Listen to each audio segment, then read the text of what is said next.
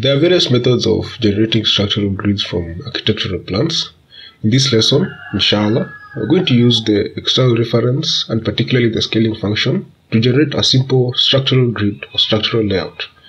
There are also a few functions we'll be using along the way that you can add to your drawing tools.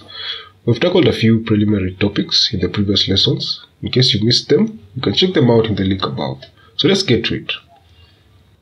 AutoCAD offers a variety of functions which take a long time for you to master all of them. What is important, however, is to have a few that can improve your drawing speed and accuracy. One of these functions is the Xref function. It is used to import graphics, that is, other AutoCAD files, PDFs, pictures, DXFs, etc., which you can use as a reference for making your drawings on the model space. Of course, these imported graphics may not be of the same scaling as your model space. Therefore, you need to adjust it to suit the model space scaling. In this video, we'll be using a PDF file to trace out or position structural grids. Therefore, we must ensure the scale coincides with the model space, that is, a scale of 1 to 1. We shall begin by first using the Xref function to obtain the PDF file. Then we shall look at a simple way of scaling the file. So once you have your AutoCAD drawing open, go ahead and engage the Xref function. To do that, just type Xref for external reference and then press enter. On this palette, the external references palette, you go to this drop down. Now here you just select the type of file you want to be attaching to the drawing. For our case, we are using PDF, so we attach PDF. Then this is the PDF that I'll be attaching, construction drawings. So I press open. At this window, I'm just going to make perhaps just one change. I'm just going to select the page in which we're going to be attaching, or the page from the PDF we're going to be attaching. So that's just page 1. For the scale, we're going to adjust it later on. The rotation, I'm going to leave it at 0. Insertion point 0, 0, 0, that's just at the origin. We want the drawing to be, or the PDF page to be attached at the origin. For the path type, now this depends on the location in which you've saved your PDF file in relation to the AutoCAD drawing itself. For our case, I've saved them in the same position, so if I use no path, that just ensures that it's just like to specify that I've saved them the same place, same location in the local directory or the computer itself. But to be safe, you can use a relative path in the case where you have not saved them in the same locations.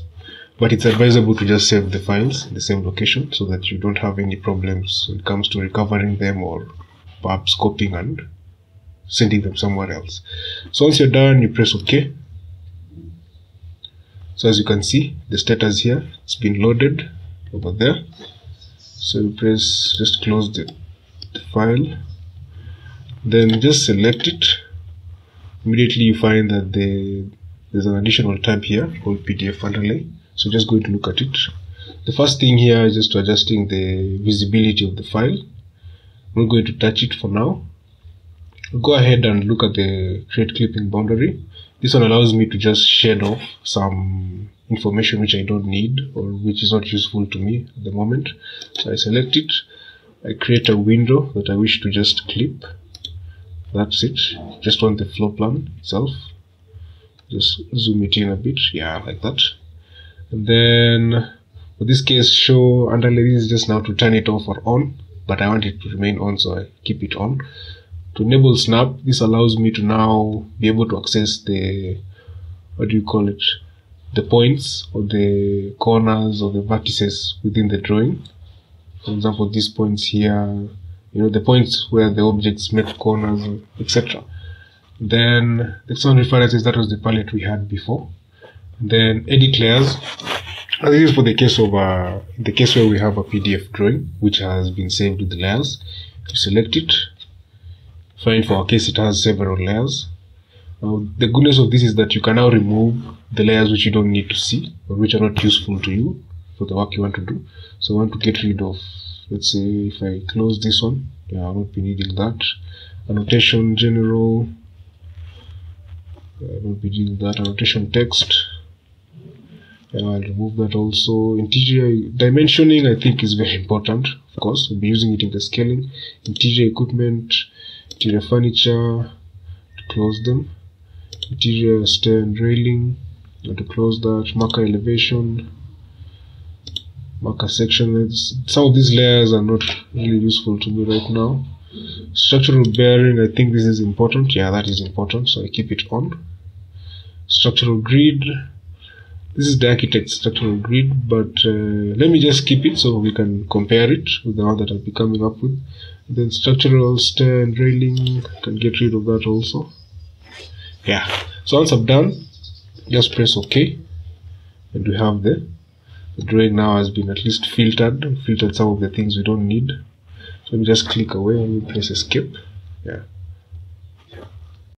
So we're going to begin the scaling process. So to do that, let's just zoom in a bit. I'm going to select a dimension here. I'm going to determine how much or what it measures, in the case of the drawing space itself.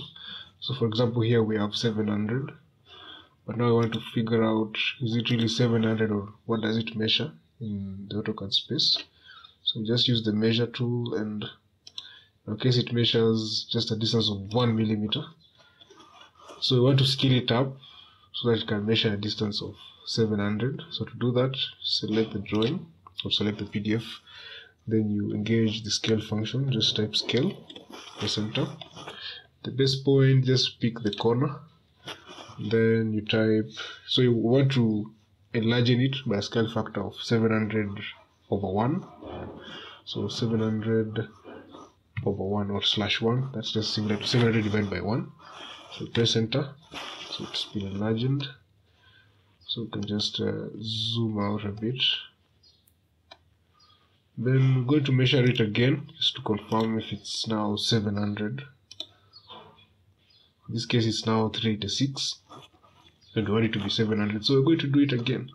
So I select the file, I type scale, select the corner as the base point.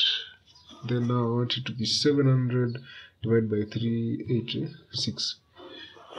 That means it's going to be a large, coming up the scale factor. So we're dividing 700 divided by 386. So press enter, it becomes large again. Then we go ahead and try and measure it up. Let's see if it's now what we need it to be. Yeah, it's now 700, as you can see. So we can do that just to check. We can check out these other dimensions just to confirm. So we have this one here, 500. We'll go ahead and look for another one, perhaps this one for 4900. As you'll see, sometimes there are usually some errors, but this can be a good start. 4898 in our case, so it's very close. Now we've scaled the drawing. It's almost very close to the scale of 1:1 now, as you've seen. So the next thing we're going to do is just to come up with the structural grid. This is how I will go about coming up with mine in this case. So the first thing is to just going to assume the center point here. This is the corner of the wall. This is another wall, so they're coming here. Just going to pick the polyline tool, then find, that's the center. Take that as the center. So I'm going to just measure. Even before I do that, let me just select it again. You can use this as a guide, this center. So just pick it. Then I move to the top. Perhaps I move a distance of, let me zoom in a bit, that point. So I'll click Control and Control right click. Pick this as a temporary track point. So I want to just begin from a distance of 1000 from the top, and I go down. Let me turn on the auto mode, so I want it to be a straight line. So I zoom out, move all the way down here. So as you can see from the measurements, around 12,600 millimeters. So I'll just pick 13,000, like that. Then now that's the first grid. Then I'm going to create that, what do you call that, bubble. I can use this as just a reference, whereby I just come up with, let's say for example, center. I take this like that, then I type. So I go to the annotation, going to use let me assume a dimension or a scale of 50, which I'll be using later on. So just keep it text 50, dimension 50. I pick the single line. I justify it to be at the middle center. Where is it? Yeah, middle center. So I want to select the middle of the circle where I'm going to type. The rotation of the angles, keep it at 0. Then let me just write it 1, like that. Then escape. Then I select it. Select this. I move it. So I engage the move function. Then I pick the bottom here, and I take it the top there. Yeah, that's the beginning. Then I want to put up another grid over here just to cover this wall. Then another grid over here.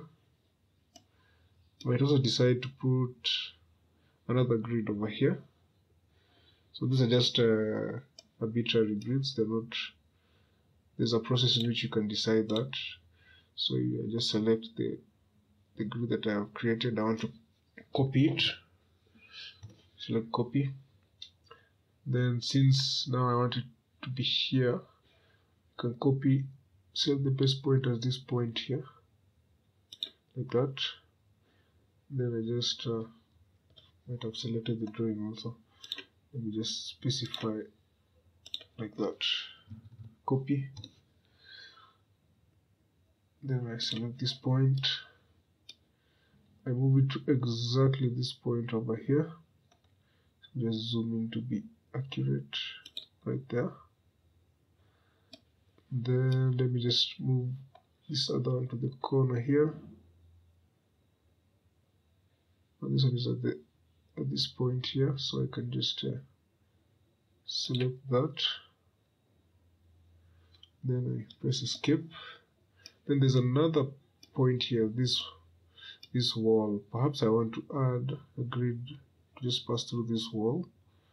So there's a familiar point here, this point and this point here.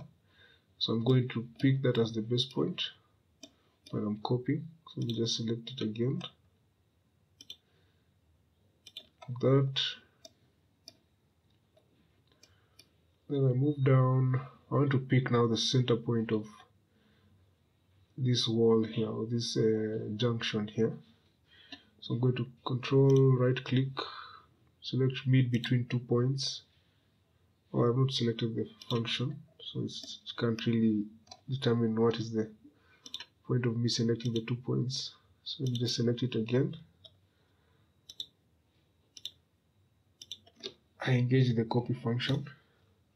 That's what I had forgotten. Then I move down this point over here. Control right click, mid between 2 points, select this point and this point. Then I wish to copy it to this point, the midpoint now. So it's going to be the midpoint from this one and this one. So to do that, again, control right click, mid between 2 points. So it's between this point and this point. Yeah, like that. I press escape. Now we have the first grids. Then I want to come up with the second one, or the ones going down. So just select this one. I engage the rotate function. Just type rotate. Enter. Then I want to rotate at this point. Then before I even do anything, I want to copy it so that I can create another one. I don't tamper with this one, and then I just rotate it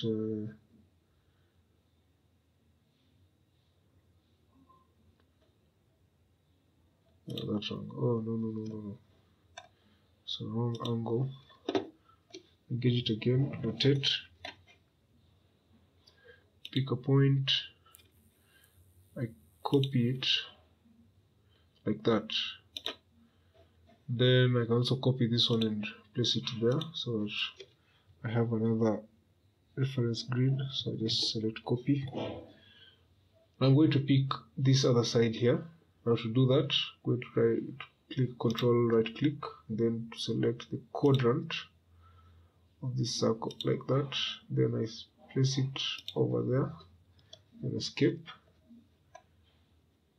So let me confirm where this first one is. So at this point, I need to move to this line at the bottom. So let me just select it, engage the move function, move it to this point like that. Right, so I want it to be. Now I can copy and create the other grids. Now how am I going to place? I'm going to place one here. I'm going to place another one perhaps here. Just follow the architect. Then another one here. Then another one here. So to do that, selected them, I copy. Select the base point as the center here. Then I want to move to this point.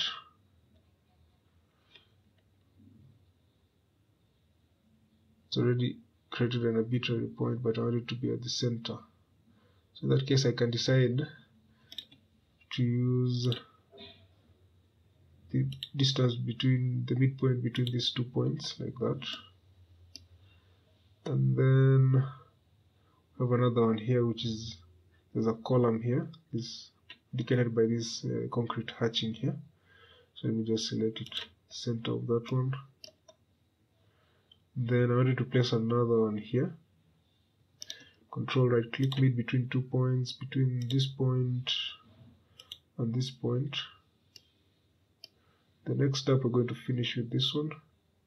So there's a column here, because as you can see from the hatching, the concrete hatching. So we just select it to be at that point. Let me confirm whether that's not possible. Let me put it at this point. Yeah, so that it passes the center of this wall. Yeah. Let me press escape. Now we've come up with a grid. I can go ahead and select the PDF and then just turn it off so that I can do other things now. Now it's now visible. Now the first thing I want to do is just to align, or to just do some cleanup work. As you can see, some of these grid lines are not aligned together because during the copying phase I had used different points. So I just want to align them. Let me begin with one at a time. Just move them. Move this one to this point. I can draw this line. I can use the extend function here. Just use the extend function. Extend this, that point, that point, yeah, like that. Then I move this one. Select all of it, move it there, move it also to that point. So there are many functions I've used here, but it's just to show you how you can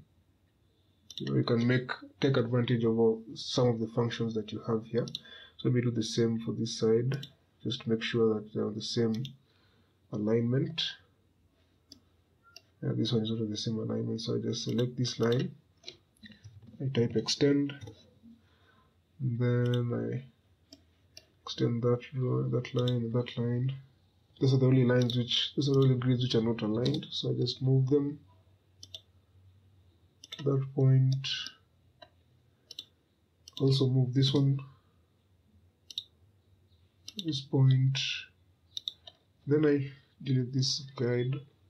Now we have our grid. Now is the numbering.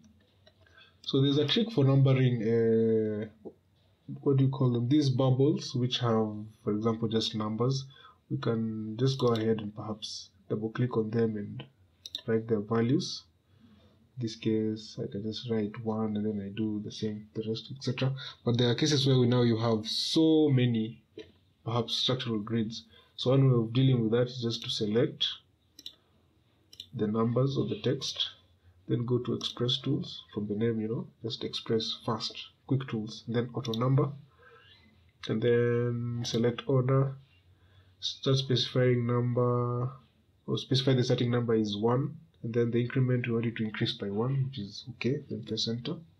Then it's asking us to overwrite the already, the text that is already there, or to prefix it or suffix it, but I want to overwrite it. So automatically it's going to 1, 2, 3, 4. For the case of alphabets, well, that's just not the case. We'll have to just edit it by ourselves. So I type here A, B,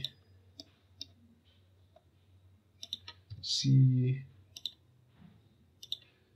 D, finally E. And we're done. Next up, we want to now dimension the grid. So we go to the Annotate tab. There's a quick way of doing this. You can just select the grid lines, then select the quick dimensioning function, or just type quick dim. Select it. Immediately it shows you now the dimension lines have already been created. Now what I want to do is just to position this at the middle of this extension here. So I control right click. I want it to be mid between 2 points. I want it between this point and this point, like that. Then I can also do the same for this other side. I select them, then quick dimension, move it outside, then I select all of them, then I move it. I want it to be at the middle, so I select it, control right click, mid between 2 points, so between this point and this point, like that. Then the overall dimensions, I can select from here to here. Then I control right click, mid between 2 points, sorry, to be between this point and this point, like that. Same case for this side. The general dimensions, determine the position mid between these 2 points, like that. And you're done. So this is just a quick way of coming up with the structural grids. Of course, the scaling function depends on the accuracy of the PDF file or the graphic that you'll be using. For example, some people use pictures. You might be sent a picture. So you have to be careful. Always make sure that you cross-check and counter-check your work. So this is the end of the video. Thank you for watching. If you found this video useful, you can just like and subscribe. See you in the next video.